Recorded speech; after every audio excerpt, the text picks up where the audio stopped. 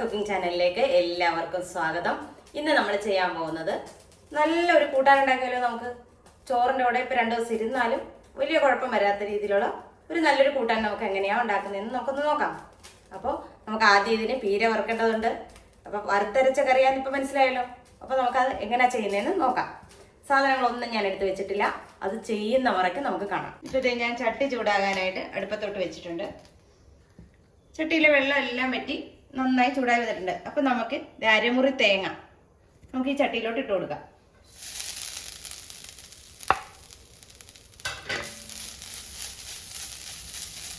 തീ കുറച്ച് വെച്ചിട്ട് നന്നായിട്ട് നമുക്കിതൊന്ന് വറുത്തെടുക്കണം. ഇതിനകത്തേക്ക് നമുക്ക് ഇച്ചിരി വേപ്പില കൂടെ ഇടണം. നമ്മളിത് സ്കിപ്പ് ചെയ്യാനേ പാടില്ല. അപ്പോൾ ഇനി നമുക്ക് തേങ്ങ നല്ല ചുമക്കെ വറുക്കണം. അപ്പോൾ തേങ്ങ വറുത്ത് വരുന്ന സമയം കൊണ്ട് നമുക്ക് വെണ്ടയ്ക്കയും പച്ചമുളകും ഇച്ചിരി ചെറിയ ഉള്ളിയും കൂടെ ഒന്ന് അരിഞ്ഞെടുക്കാം. ഉള്ളി വലുതാണെങ്കിൽ നമുക്ക് 4ആയിട്ട് കയറണം, ചെറുതാണെങ്കിൽ 2ആയിട്ട് പൊളന്നിട്ടാൽ മതിയാവും. നമുക്കിനി വെണ്ടയ്ക്ക ഒന്ന് അരിഞ്ഞെടുക്കാം. വെണ്ടയ്ക്ക അതിൻ്റെ ആ മൂടും തുമ്പുണ്ടല്ലോ അതൊക്കെ കളഞ്ഞ് നമ്മളിത് ഇങ്ങനെ മുറിച്ചിട്ട് നമുക്ക് ഇത് നെടുകയോ ഒന്ന് പൊളന്ന് നോക്കാം. ഇങ്ങനെ നോക്കുമ്പോൾ എന്നുള്ള ഗുണം എന്താണെന്ന് വെച്ചാൽ ഇതിനകത്ത് താമസക്കാരുണ്ടാകുന്നൊരു സാധനമാണല്ലോ വെണ്ടയ്ക്ക.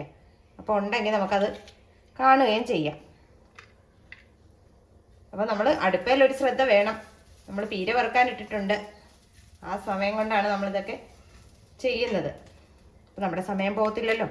നമുക്ക് ഈ തേങ്ങയിലേക്ക് ഒരു 1/4 ടീസ്പൂൺ ജീരകം ചേർത്ത് കൊടുക്കാം. അതായത് വലിയ ജീരകം, അതാണ് ചേർത്ത് കൊടുത്തിരിക്കുന്നത്. വലിയ ജീരകവും ചേർത്ത് നന്നായിട്ട് നമുക്ക് ഇളക്കാം. തേങ്ങ അതേ ചുവന്ന് വരുന്ന പരുവമായിട്ടുണ്ട്, എന്നാൽ നമ്മുടെ പരുവത്തിനൊട്ട് ആയിട്ടും ഇല്ലതാനും. വറവായ തേങ്ങയിലേക്ക് നമുക്ക് ഇച്ചിരി മഞ്ഞൾപ്പൊടി ഇട്ട് കൊടുക്കാം. 1 സ്പൂൺ മല്ലിപ്പൊടി, ഒരു 3/4 ടീസ്പൂൺ മുളക് പൊടി,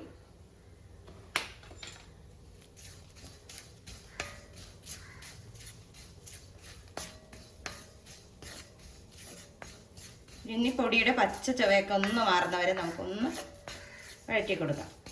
തീ നമുക്ക് ഓഫ് ചെയ്തേക്കാം. ഇനി ഇട്ട് കഴിഞ്ഞാൽ കരിഞ്ഞു പോയാൽ നമ്മുടെ കറിക്ക് വേറൊരു ചുവയായിരിക്കും എപ്പോഴും ഉണ്ടാവുക. പ്രത്യേകിച്ച് ഇരുമ്പ് ചട്ടിയും കൂടെയാണ്, അത് കാരണം ചൂട് നിൽക്കും. നമ്മൾ ആ അരപ്പെല്ലാം മിക്സിയുടെ ജാറിനകത്തേക്ക് അരയ്ക്കാനുള്ളത് മാറ്റിയിട്ടുണ്ട്. നമുക്ക് വീണ്ടും ആ ചീനച്ചട്ടി തന്നെ ഞാൻ അടുപ്പത്തോട്ട് വെച്ചിരിക്കുവാണ്. നമുക്ക് ഇച്ചിരി കായ്ച്ചെമ്മീൻ ഇതൊന്ന് വറുത്തെടുക്കണം. ഒരു ലേശം മതി. ഇത് ഇവിടെ കിടന്നൊന്ന് ചൂടാകട്ടെ. ചൂടായ പോലെ പൊടിയുന്ന പരുവം ആകണം. ആ സമയം കൊണ്ട് നമുക്ക് വേറൊരു ചട്ടി അടുപ്പത്തോട്ട് വയ്ക്കാം. അപ്പോൾ നമ്മൾ ഇത് വേറൊരു കറിച്ചട്ടി അടുപ്പയിലോട്ട് വെച്ചിട്ടുണ്ട്. നമുക്കിതിലേക്ക് ഇച്ചിരി എണ്ണ ഒഴിച്ചു കൊടുക്കാം. 1 ടേബിൾ സ്പൂൺ എണ്ണ ഞാൻ ഒഴിച്ചു കൊടുത്തിട്ടുണ്ട്. ചൂടായി വരുന്ന സമയം കൊണ്ട് നമുക്ക് അതിനോടൊപ്പം തന്നെ ചെറിയ ഉള്ളി ഇട്ട് കൊടുക്കാം.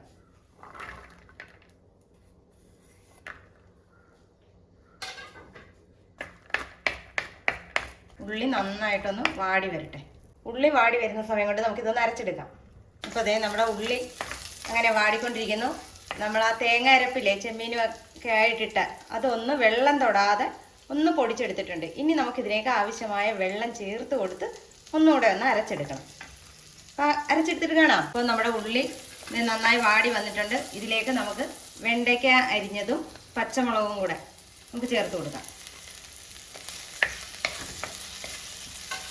എന്നിട്ട് നന്നായിട്ട് വഴറ്റി കൊടുക്കുക. കൂടാതെ നമ്മുടെ ചെറുനാരങ്ങ വലിപ്പത്തിലുള്ള പിഴുപുളിയില്ലേ, അതായത് കോൽപ്പുളി എന്നൊക്കെ പറയും, അത് ഇച്ചിരി വെള്ളത്തിൽ ഒന്ന് കുതിരാൻ വയ്ക്കുക. ഇതിലേക്ക് നമുക്ക് ആവശ്യമായ ഉപ്പിട്ട് കൊടുക്കാം. നമ്മളിതുവരെ ഉപ്പൊന്നും ചേർത്തില്ലല്ലോ. ഉപ്പും ചേർത്ത് നന്നായിട്ട് വഴറ്റുക.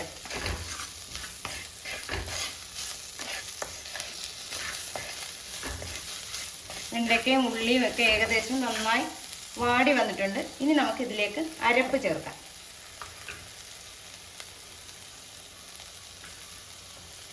അരപ്പ് ഇങ്ങനെ ഇരിക്കും കേട്ടോ, ഇതുപോലെ അരച്ചെടുക്കണം. നന്നായിട്ട് അരയണം.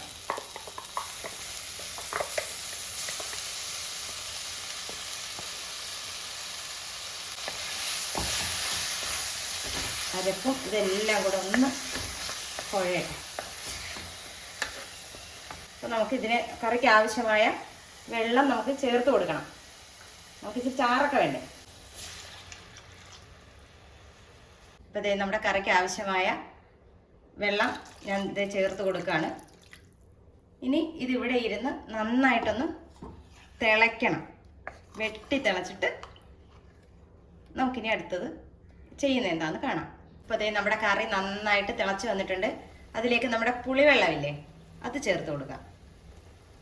കുറച്ച് ചേർത്തിട്ട് നോക്കുക, പുളി നോക്കിയതിന് ശേഷം മാത്രം ബാക്കി ചേർത്താൽ മതി. അപ്പം ഇനി അതൊന്ന് പാകത്തിനൊന്ന് പറ്റി വരണം. അപ്പോൾ അതേ നമ്മുടെ കൂട്ടാൻ എല്ലാം റെഡിയായി വന്നിട്ടുണ്ട്. നമുക്കിതൊന്ന് വാങ്ങി വെക്കാം. വാങ്ങി വെച്ചതിന് ശേഷം നമുക്ക് വറയിടാനുണ്ട്. അപ്പോൾ ഞാനിതൊന്ന് ഇറക്കി വെക്കട്ടെ.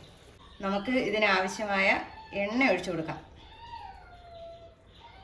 ഇത്തിരി എണ്ണയൊന്നും വേണ്ട, ഒരു ശകല എണ്ണ, കടുക് വറുക്കാൻ വേണ്ടി മാത്രം. അപ്പം നമ്മുടെ എണ്ണ ചൂടായി വന്നിട്ടുണ്ട്. നമുക്കൊരു ലേശം കടുക് ഇട്ട് കൊടുക്കാം. കടുക് പൊട്ടി വരുന്ന പരുവത്തിന് നമുക്ക് അരിഞ്ഞു വെച്ചിരിക്കുന്ന ചെറിയ ഉള്ളി ഇട്ട് കൊടുക്കാം. ഒപ്പം വറ്റൽ മുളക്, ഇച്ചിരി കറിവേപ്പില. കറവ് മൂത്ത് കഴിയുമ്പോൾ നമുക്ക് ചട്ടിയിലേക്ക് ഒഴിക്കാം. അപ്പോൾ നമ്മുടെ കൂട്ടാനെല്ലാം ഇവിടെ റെഡി ആയിട്ട് വന്നിട്ടുണ്ട്. അത് നല്ല ടേസ്റ്റാണ് കേട്ടോ, അടിപൊളി ടേസ്റ്റാണ്. നമ്മൾ ഇതിനകത്ത് ചെമ്മീൻ ചേർത്തൊന്നും പറയത്തേ ഇല്ല. വേറൊരു ടേസ്റ്റാണ്. നമ്മൾ വെണ്ടയ്ക്ക തേയിൽ കൂട്ടുന്നതാണോ എന്ന് ചോദിച്ചാൽ അല്ല, ഒരു പ്രത്യേക ടേസ്റ്റാണ്. അപ്പോൾ എല്ലാവരും ഇതൊന്ന് ട്രൈ ചെയ്ത് നോക്കുക. വീഡിയോ ഇഷ്ടമാകും എന്ന് ഞാൻ പ്രതീക്ഷിക്കുന്നു. ഇഷ്ടമായാൽ സബ്സ്ക്രൈബ് ചെയ്യാനും കമൻറ്റ് ചെയ്യാനും നിങ്ങൾ മറക്കരുതേ. അപ്പോൾ നല്ലൊരു വീഡിയോ ആയിട്ട് കാണുന്നവരെ ടാറ്റാ, ബൈ ബൈ.